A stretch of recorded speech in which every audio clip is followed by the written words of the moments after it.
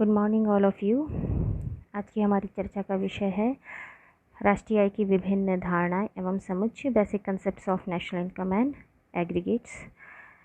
आपने कई बार national income संबंधित जो आंकड़े देखे होंगे, डेटा देखे होंगे, इंफॉर्मेशन, जीडीपी, कभी जीएनपी, कभी एनएनपी, कभी मार्केट प्राइस पर, कभी फैक्टर कॉस्ट पर आपको पढ़ने में या देखने में आया होगा।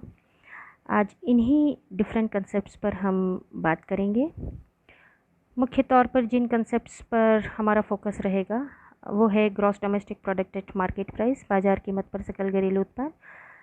दूसरा होगा बाजार कीमत पर सकल राष्ट्रीय उत्पाद, बाजार कीमत पर शुद्ध राष्ट्रीय उत्पाद, बाजार कीमत पर शुद्ध घरेलू उत्पाद, शुद्ध घरेलू आय या साधन लागत पर शुद्ध घरेलू उत्पाद, सकल घरेलू आय या साधन लागत पर सकल घरेलू उत्पाद, साधन लागत पर शुद्ध राष्ट्रीय उत्पाद जिसे कि हम राष्ट्रीय आय भी कहते हैं, और एक और कंसेप्ट होगा नेशनल डिस्पोजेबल इनकम या राष्ट्रीय प्रयोज्य आय जिसे भी हम ग्रॉस और नेट के साथ पढ़ेंगे। स्टूडेंट, पहले हम चर्चा करेंगे जीडीपी एट मार्केट प्राइस पर, यानी बाजार कीमत पर सकल घरेलू उत्पाद। ये डिफरेंट कंसेप्ट्स जो भी आप जीएनपी जीडीपी के साथ पढ़ेंगे, इन्हें कैलकुलेट करते समय हम दो प्रकार के आधार मान सकते हैं। इसकी कैलकुलेशन आप देख रहे हैं स्क्रीन पर, एट मार्केट प्राइस लिखा है मैंने। ये बाजार कीमत पर भी कैलकुलेट की जाती है और साधन लागत पर भी कैलकुलेट की जाती है। दोनों में क्या फ़र्क है, क्या अंतर रहेगा?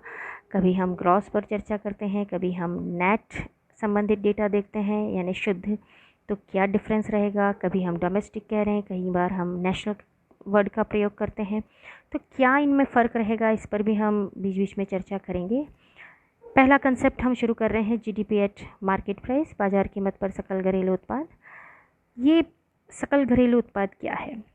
किसी देश की घरेलू सीमा में एक लेखा वर्ष में सभी उत्पादकों यानी सामान्य निवासियों तथा गैर निवासियों द्वारा जितनी भी अंतिम वस्तु एवं सेवाओं का उत्पादन होता है उनकी बाजार कीमत के जोड़ को बाजार कीमत पर सकल घरेलू उत्पाद कहा जाता है। बच्चों, आप जीडीपी की जो परिभाषा देख रहे थे उसके हर एक शब्द पर ध्यान दीजिएगा।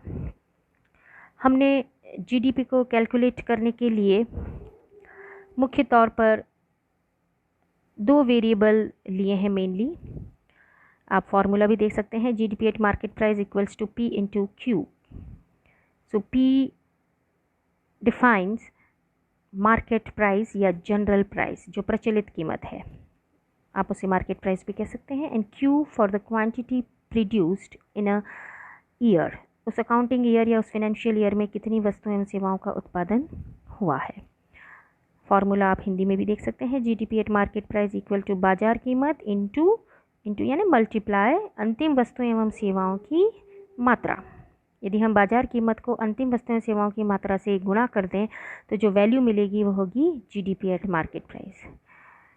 आप ध्यान दें कि जितनी वस्तुएं सेवाएं उत्पादित हो रही हैं, सभी वस्तुएं सेवाएं प्रत्यक्ष रूप से जोड़ने योग्य नहीं है। हम इन्हें जोड़ नहीं सकते, हम इनका टोटल नहीं कर सकते, क्योंकि सभी वस्तुओं की मात्रा को मापने के पैमाने अलग अलग हैं, स्केल अलग अलग हैं।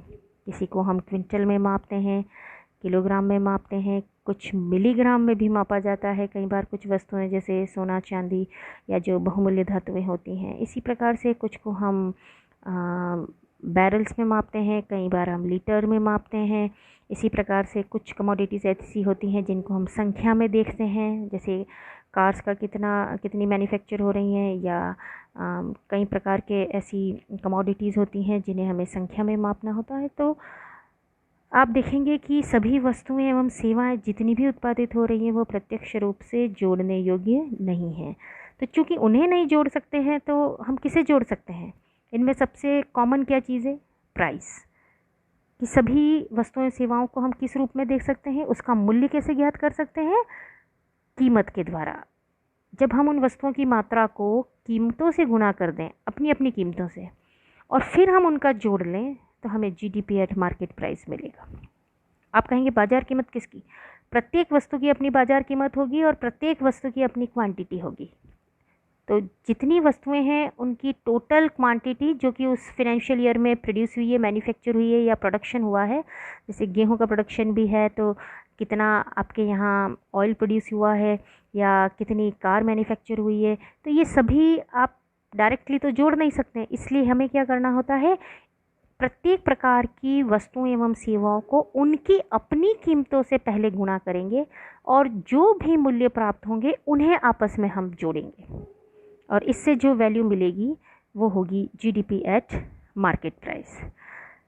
चलिए, हमने जीडीपी एट मार्केट प्राइस का फॉर्मूला तो देखा, लेकिन इस जीडीपी एट मार्केट प्राइस यानी बाजार कीमत पर सकल घरेलू उत्पादन में हमें 3 मुख्य बिंदुओं पर ध्यान देना है। पहला है ग्रॉस यानी सकल।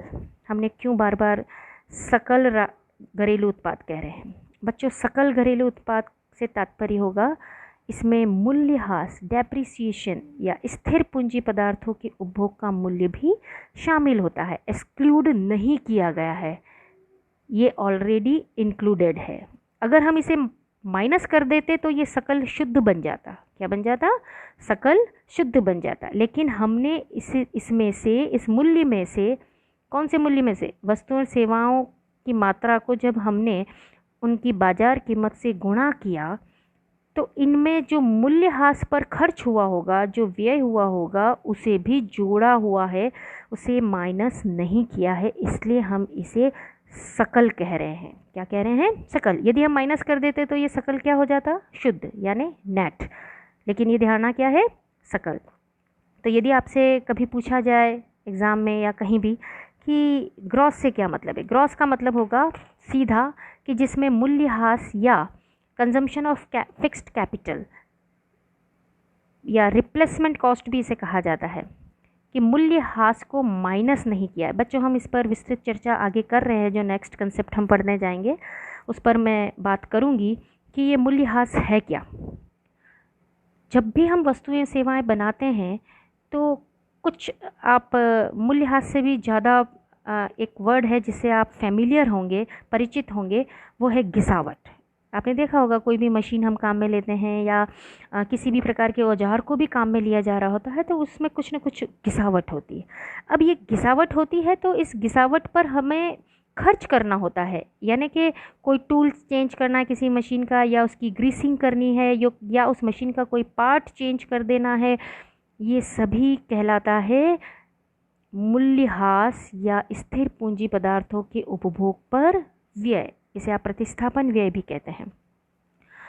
तो ये घिसावट जो है वो मेनली अचल पूंजी के जो पदार्थ हैं, यानी कि स्थिर पूंजी पदार्थ जो है, जैसे मशीनरी हुआ या कोई बिल्डिंग भी हो सकती है या कोई उसकी जो ट्रांसपोर्टेशन फैसिलिटी यानी कोई व्हीकल हो सकता है, कोई ट्रक हो सकती है, यानी कि हर एक प्रकार की छोटे से छोटी और बड़ी से बड़ी मशीनरी का डेप्रिसिएशन ज़रूर होता है, क्योंकि वो लगातार क्या हो रही है? काम आ रही है। तो इस डेप्रिसिएशन की क्षतिपूर्ति के लिए उस उद्यमी को, उस उत्पादक को उस पर व्यय करना होता है। जैसे किसान का ट्रैक्टर है तो ट्रैक्टर की मेंटेनेंस, आप मेंटेनेंस से भी वाकिफ़ होंगे, तो मेंटेनेंस पर जो खर्च हो रहा है, क्योंकि वो घिसावट हो रही है, तो अगर आप उसको मेंटेन नहीं करेंगे तो उसकी मशीन की प्रोडक्टिविटी क्या हो जाएगी? कम हो जाएगी।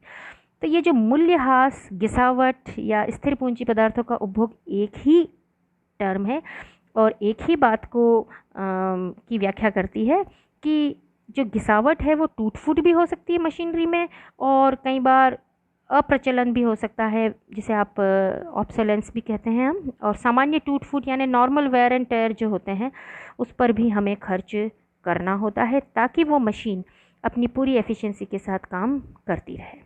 लेकिन जब सकल की बात आ रही है तो मूल्यह्रास इसमें शामिल है, अभी हमने लेस नहीं किया है, इसलिए इस कंसेप्ट को क्या कहा गया है? सकल। दूसरा है डोमेस्टिक। डोमेस्टिक के अंतर्गत देश की घरेलू सीमा में एक लेखा वर्ष में सभी उत्पादकों अर्थात सामान्य और गैर निवासी, सामान्य निवासी भी हैं और गैर निवासी, यानी घरेलू सीमा की बात हो रही है। साधन सामान्य निवासी भी हो सकते हैं और गैर निवासी भी हो सकते हैं, यानी विदेशी साधन हमारे यहाँ आकर काम कर रहे हैं, लेकिन हमारी घरेलू सीमा के भीतर यदि वस्तु सेवाओं का उत्पादन हो रहा है तो वो हमारे घरेलू उत्पाद में शामिल किया जाएगा। तीसरा है value of final goods and services, अंतिम वस्तु और सेवाओं का मूल्य। ये अंतिम वस्तुओं और सेवाओं का मूल्य क्या है? इसके अंतर्गत हम मध्यवर्ती वस्तुओं और सेवाओं के मूल्य को शामिल नहीं करते हैं, क्योंकि उनका मूल्य तो अंतिम वस्तुओं और सेवाओं में वैसे ही शामिल है। जैसे आप देखें कि एक कार की कीमत या कार के मूल्य में, कीमत कहें कि जितने मूल्य का उत्पादन हो रहा है, कार का जो प्राइस है उसमें कार के टायर की भी प्राइस होगी, कार के स्टीयरिंग की भी प्राइस होगी, कार के जो बैटरी है, जो इंजन है, सभी प्रकार की मशीनरी की कीमत को उसमें शामिल करके ही हम कार की कीमत को जान पाते हैं। तो चूंकि कार की कीमत को शामिल कर दिया है तो हम मध्यवर्ती वस्तुओं की कीमतों को उसमें शामिल नहीं करेंगे। तो आप समझ गए होंगे कि अंतिम वस्तुओं एवं सेवाओं का मूल्य हमने क्यों शामिल किया है। नेक्स्ट हमारा कंसेप्ट है जीएनपी एट मार्केट प्राइस, बाजार कीमत पर सकल राष्ट्रीय उत्पाद। पहले हमने क्या पढ़ा था? GDP at market price. अब हम क्या पढ़ रहे हैं? GNP at market price. फ़र्क सिर्फ इतना सा है कि वहाँ सकल घरेलू उत्पादन था, सकल घरेलू, और अब हमें क्या पढ़ना है? सकल राष्ट्रीय उत्पादन। दोनों की कैलकुलेशन किस पर कर रहे हैं? बाजार कीमत पर। तो बाजार कीमत पर सकल राष्ट्रीय उत्पाद एक लेखा वर्ष में घरेलू स्वामित्व वाले, ध्यान दीजिएगा, घरेलू स्वामित्व वाले साधनों द्वारा उत्पादित अंतिम वस्तुओं एवं सेवाओं के बाजार मूल्य का जोड़ है। अब यहाँ केवल और केवल इतना सा डिफरेंस है होगा कि हम डोमेस्टिक से नेशनल कंसेप्ट पर जा रहे हैं। डोमेस्टिक से नेशनल, जीडीपी से जीएनपी मालूम कर रहे हैं। जीडीपी से जीएनपी मालूम करने के लिए केवल एक और वेरिएबल होगा जिसे हम ऐड करेंगे, वो होगा विदेशों से शुद्ध साधन आय। आप फॉर्मूले में देख सकते हैं स्क्रीन पर। हमने जीएनपी एट, एमपी का मतलब होगा market price, GNP at market price equal to GDP at market price plus NFIA। बच्चों NFIA एक शॉर्ट फॉर्म है, इसका फुल फॉर्म होगा net factor income from abroad, विदेशों से शुद्ध साधन आय। आप जानना चाहेंगे कि विदेशों से शुद्ध साधन आय क्या थी? विदेशों से शुद्ध साधन आय से तात्पर्य है कि हम डोमेस्टिक से नेशनल की गणना कर रहे हैं, घरेलू से राष्ट्रीय की गणना कर रहे हैं। हमें क्या करना होगा कि अपने देश के सामान्य निवासियों द्वारा, अपने देश के सामान्य निवासी चाहे अपने देश में उत्पादन करे चाहे विदेशों में जाके उत्पादन करें, उसे तो जोड़ देना है। और विदेशी संसाधन हमारे देश में आके यदि सेवाएं देते हैं और वस्तुएं सेवाएं उत्पादित करते हैं, उस मूल्य को घटा देना है। इस प्लस माइनस के बाद जो रिमेनिंग वैल्यू रहेगी वो होगी विदेशों से शुद्ध साधन आय।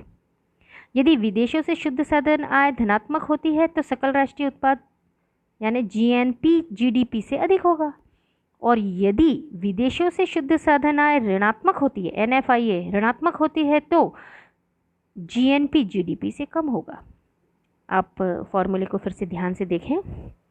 ये बहुत एक कॉमन सी बात है कि जीडीपी में यदि हम एनएफआईए यानी विदेशों से शुद्ध साधन आय को जोड़ रहे हैं तो हमें जीएनपी एट मार्केट प्राइस प्राप्त हो रहा है, अर्थात हम डोमेस्टिक से किसे कैलकुलेट कर रहे हैं? नेशनल को। मार्केट प्राइस और मार्केट प्राइस दोनों तरफ इक्वल के लेफ्ट और राइट साइड देखिएगा आप, इस इक्वल के बाद में लिखा है जीडीपी एट मार्केट प्राइस, जो कि हम कैलकुलेट कर चुके हैं। जी दोनों में कॉमन है, जी यानी ग्रॉस कॉमन है, मार्केट प्राइस पर ही दोनों को कैलकुलेट करना है, अर्थात हमें कोई चेंजेस की आवश्यकता नहीं है। अंतर सिर्फ है यहाँ डोमेस्टिक है और इधर लेफ्ट साइड देखें तो ये नेशनल है। अब इस डोमेस्टिक से नेशनल पर जाने के लिए हमें विदेशों से शुद्ध साधन आय को जोड़ देना है। हम तभी जोड़ेंगे जब ये आय प्लस में होगी। हो सकता है ये आय माइनस में हो, ऋणात्मक भी हो सकती है, तब ये माइनस हो जाएगा। पर हम ये जान लें कि इसे विदेशों से शुद्ध साधन आय को ज्ञात कैसे किया जाए। एक छोटा सा तरीका है कि घरेलू सीमा भले ही हो, लेकिन संसाधन अगर हमारे देश के नहीं हैं, विदेशों से आकर हमारे देश में उत्पादन कर रहे हैं, तो उस उत्पादन के मूल्य को हमें घटाना है। और हमारे देश के संसाधन चाहे हमारे घरेलू सीमा में काम ना करके विदेशों में जाकर उत्पादन कर रहे हैं, उन वस्तुओं सेवाओं के मूल्य को जोड़ देना है, तब ये बनता है राष्ट्रीय। तो आप समझ चुके होंगे कि कैसे हम जीडीपी से जीएनपी कैलकुलेट करते हैं जब हम net factor income from abroad को प्लस करते हैं। विदेशों से शुद्ध साधन आय को कैसे जोड़ा और घटाया जाए, कैसे ज्ञात किया जाए, ये आप देख चुके हैं। कोई भी धारणा, घरेलू राष्ट्रीय धारणा कैसे बनेगी? यदि उसमें हम NFIA विदेशों से शुद्ध साधन आय को जोड़ दें। और मान लीजिए कि आपको जीडीपी ज्ञात करना है और जीएनपी दिया हुआ है, तब आप इस net factor income from abroad को यानी विदेशों से शुद्ध साधन आय को घटा देंगे। Thank you.